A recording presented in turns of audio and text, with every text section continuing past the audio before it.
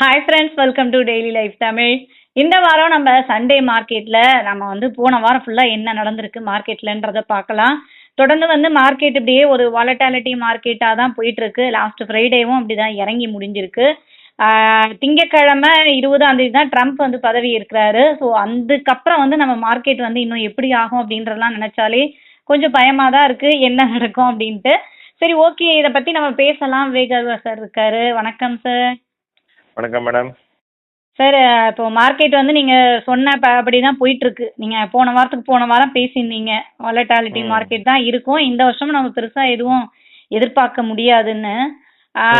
இப்போ நம்ம மார்க்கெட்டை பொறுத்த வரைக்கும் இந்த இந்த இறக்கம் அப்படின்றது நம்மளோட உள்ளூர் நிலவரமா இல்லை வேர்ல்டு ஃபுல்லாகவே மார்க்கெட் நிலவரம் சரியில்லையா? அப்படின்னு சொல்ல முடியாது. நம்மளோட மார்க்கெட் டெஃபினட்டா வாலடைலா இருக்கு. அண்ட் வேர்ல்டு ஓவர் பெருசா எல்லா மார்க்கெட்டும் வெறும் மேல போயிட்டு இருக்கு அந்த மாதிரி எதுவுமே சொல்ல முடியாது நீங்க. ஓகே, எதுக்குன்னா ஓவரால் குளோபல் சுச்சுவேஷன் இன்னைக்கு என்னன்னா எல்லாமே வாலடைலா தான் இருக்கு. ஸோ அதான் மெயின் விஷயம் இங்க.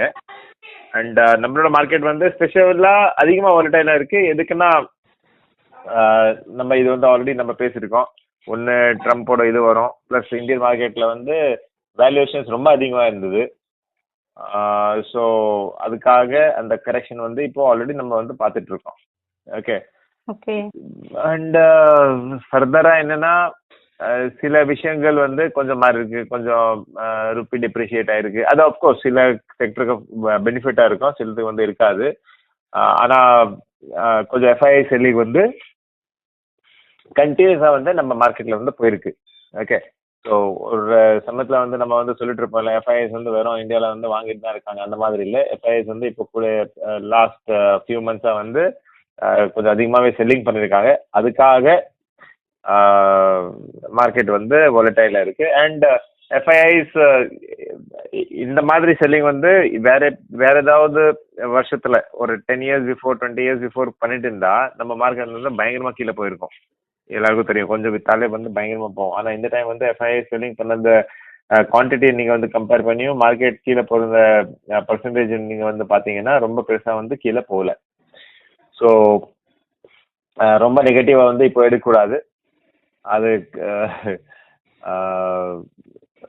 என்னன்னா எப்பயுமே நான் சொல்ற மாதிரி இப்போ டவுன் சைடு கொஞ்சம் கம்மியா இருக்கும். ஆனா வாலட்டிலிட்டி நீங்க சொன்ன மாதிரி கண்டிப்பாவே அன்டில் அண்ட் அதர்வைஸ்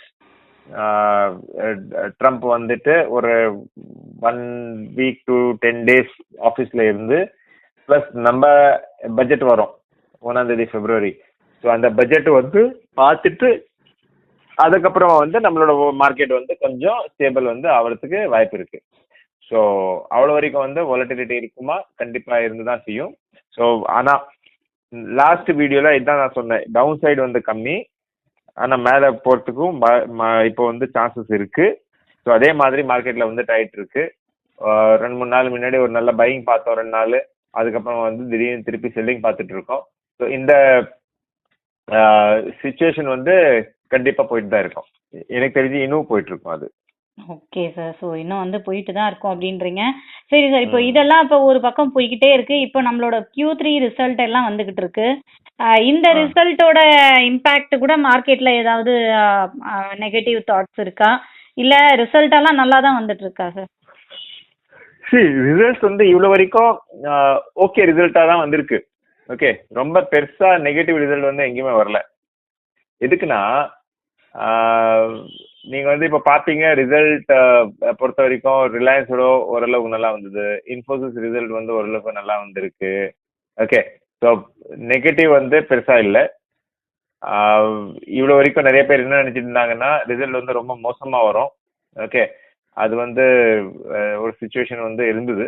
ஆனா இப்போ இந்த ரிசல்ட்ஸ் கொஞ்சம் ஸ்டெபிலைஸ் ஆயிடுச்சு.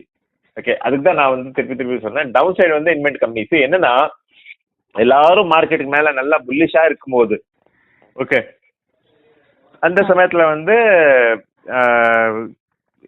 எல்லாரும் கண்ணு மூடி வாங்கிட்டு இருந்தாங்க. அப்கோர்ஸ் நான் வார்ன் பண்ணிட்டு இருந்தேன், இந்த மாதிரி ஆகக்கூடாது, it is a dangerous situation சொல்லி. ஆனா மார்க்கெட் தான். ஸோ கண்டிப்பா எல்லாரும் வித்தவுட் எனி என்ன சொல்றது ஹெசிடேஷன் மார்க்கெட் வந்து காஸ்ட்லியா இருக்கா சீப்பா இருக்கா அந்த மாதிரி யோசிக்காம வந்து மக்கள் வந்து வாங்கிட்டு இருந்தாங்க. ஓகே, இன்னைக்கு டேட்ல வந்து அந்த மாதிரி சுச்சுவேஷன் இல்லை. இன்னைக்கு டேட்ல வந்து அப்படியே ரிவர்ஸ் ஆயிடுச்சு. மார்க்கெட் வந்து கொஞ்சம் சீப்பா இருந்தா கூட மக்கள் வந்து பயந்துட்டு இருக்காங்க, இப்போ வந்து இன்வெஸ்ட் பண்ணலாமா இல்லையா. ரைட். ஸோ இன்னைக்கு அதுக்கு தான் நான் வந்து இப்போ சொல்றேன், இந்த மாதிரி இன்வெஸ்டர்ஸ் வந்து யோசிக்கும் போது மார்க்கெட் சீப்பா இருக்கா இல்லையா, ஐயோ லாஸ் ஆயிடுமா இன்வெஸ்ட் பண்ணா, அந்த மாதிரி யோசிக்கும் போது வந்து நீங்க கண்டிப்பா இன்வெஸ்ட் பண்ணணும். ஓகே, இதே வந்து மேபி ஒரு 6 மாசத்துக்கு அப்புறம் 1 வருஷத்துக்கு அப்புறம் நீங்க வந்து பாப்பீங்க நிறைய பேர் வந்து மிஸ் பண்ணிருப்பாங்க, மார்க்கெட் வந்து மேலே போயிருக்கும். ஓகே, ஸோ ஆனா இது வந்து ரிப்பீட் பண்றேன், லாஸ்ட் இயர் வந்து நான் சொன்ன மாதிரி சிங்கிள் டிஜிட் வந்துச்சு. Okay, so last year single digit, அதே மாதிரி இந்த இயர் நீங்க வந்து எக்ஸ்பெக்ட் பண்ணலாம். அப்கோர்ஸ் என்ன சொன்னாலும் நீங்க எப்படியோட அதிகமாக தான் சம்பாதிக்க போறீங்க. ஓகே, ஸோ எப்படியோட கம்மியா சம்பாதிப்பீங்கன்னு சொல்லி நீங்க வந்து மார்க்கெட்டுக்கு வெளியே போத்தாவில்லை, எப்படியோட அதிகமாக தான் சம்பாதிப்பீங்க. ஆனா என்ன சொல்ல வரேன்னா, இந்த வருஷமும் சிங்கிள் டிஜிட் ரிட்டர்ன்ஸ் வந்து எதிர்பார்க்கலாமா? எனக்கு தெரிஞ்சு ஒரு 10 to 12% எதிர்பார்க்கலாம். Okay sir. ஸோ ரிசல்ட் பொறுத்த வரைக்கும் ஓகே, நம்ம வந்து எதிர்பார்க்கலாம் அப்படின்றீங்க. Okay sir. இப்போ மார்க்கெட்டோட இந்த வொலட்டாலிட்டிக்கு செக்டார்ஸ், அதுக்கப்புறம் மிட் கேப், ஸ்மால் கேப் இதெல்லாம் எப்படி இருக்கு சார்? சரி, இந்த லாஸ்ட் 1 வீக்கோட நீங்க வந்து செக்டர் பர்ஃபார்மன்ஸ் பார்த்தீங்கன்னா சென்செக்ஸ் ஆல்மோஸ்ட் 1% டவுன் ஆயிருக்கு. ஓகே, அண்ட் சில செக்டர் 4.25% டெக்னாலஜி, பிஎஸ்சி டெக்னாலஜி டவுன்ல போயிருக்கு. ஆனால் பிஎஸ்சி பவர் வந்து 4.25% மேலே க்ளோஸ் ஆயிருக்கு. அதே மாதிரி மெட்டல் வந்து கொஞ்சம் ப்ளஸ்ல க்ளோஸ் ஆயிருக்கு, ஐடி வந்து மைனஸ்ல க்ளோஸ் ஆயிருக்கு. ஸோ என்னன்னா, அப்படியே நீங்க வந்து பாத்தீங்கன்னா சரியான volatile மார்க்கெட்டா தான் இருந்திருக்கு. இப்போ 1 month பர்ஃபார்மன்ஸ் கூட சென்செக்ஸ் வந்து 5% டவுன் ஒரே மாசத்துல. ஓகே, 3 months கூட சென்செக்ஸ் வந்து ஒரு 5.5% டவுன். ஸோ இவ்வளோ இது வந்து டவுன் ஆயிருக்கு லாஸ்ட் 1 month அண்ட் 3 monthsல. இதே வந்து நீங்க வந்து திருப்பி 1 month கணக்கே நான் பேசுறேன், BSc 500 6%, mid cap and small cap 8.5%. Okay, நான் இங்க வந்து திருப்பி சொல்லிட்டு இருந்தேன், ஸ்மால் கேப் வந்து ரொம்ப காஸ்ட்லி எப்பயுமே சொல்லிட்டு இருந்தேன்.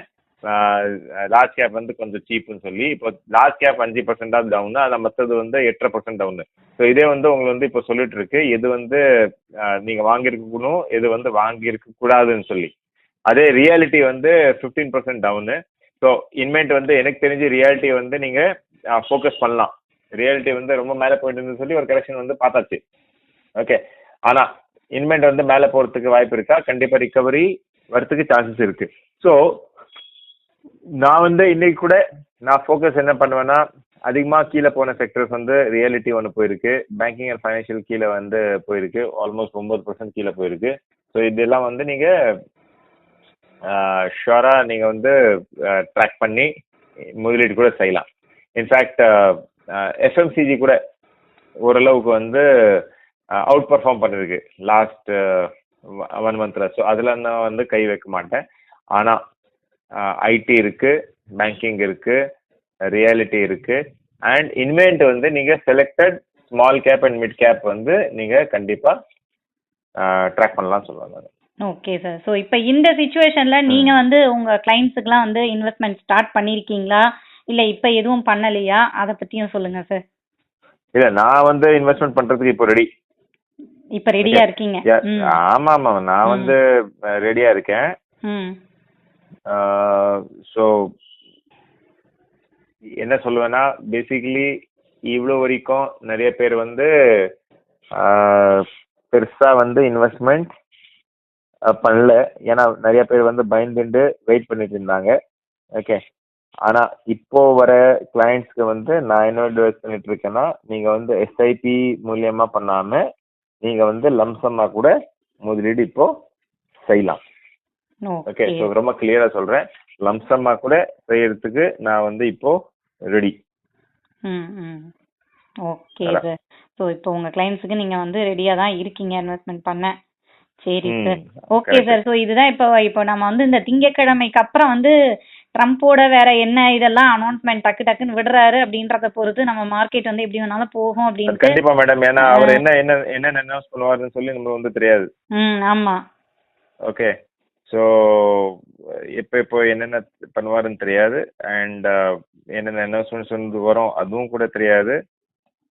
So, பார்ப்போம் என்னதுன்னு, அவர் என்ன பண்ண போறாருன்னு no idea. Okay sir. So பொறுத்திருந்து பார்க்கலாம். Thank you sir. Okay madam, fine. Okay friends, நம்ம மறுபடியும் அடுத்த வீடியோவில் பார்க்கலாம்.